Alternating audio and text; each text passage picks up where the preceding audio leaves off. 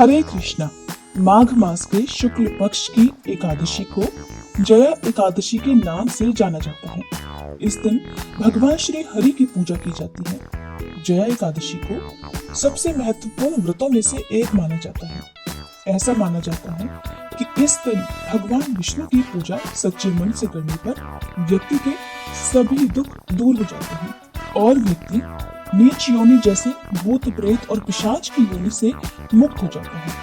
आइए आपको बताते हैं साल 2024 में जया एकादशी का व्रत कब रखा जाएगा और व्रत का पारण किस दिन किया जाएगा। एकादशी तिथि प्रारंभ होगी 19 फरवरी सोमवार की सुबह 8:51 से और समाप्त होगी 20 फरवरी मंगलवार की सुबह 9:55 तक।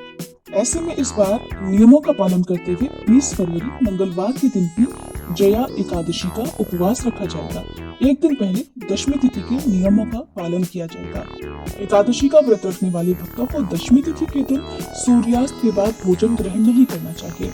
दशमी तिथि को ही तुलसी पत्र तोड़कर रख लेने चाहिए और इस दिन मांस, मदिरा, लहसुन, प्याज, किसी प्रकार का तामसिक भोजन या मसूर की दाल आदि का सेवन भी नहीं करना चाहिए। एकादशी व्रत के दिन ओम नमो नारायण, ओम नमो भगवते वासुदेवाय या हरे कृष्णा मंत्र का यथासंभव जाप करना चाहिए। व्रत की कथा पढ़ने और सुनने के साथ ही भगवान को फलों सहित तुलसी पत्र का भोग लगाना चाहिए। दिन भर उपवास रखकर व्रत के नियमों का पालन करना चाहिए और अगले दिन शुभ मुहूर्त में ही व्रत का पारणा करना चाहिए।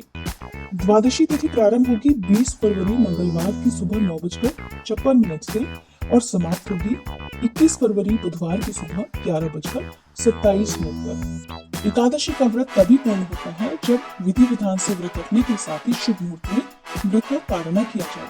तो 21 फरवरी बुधवार को आप एकादशी का उपवास खोल सकते हैं सुबह 7 बजे से लेकर 9:31 के बीच में।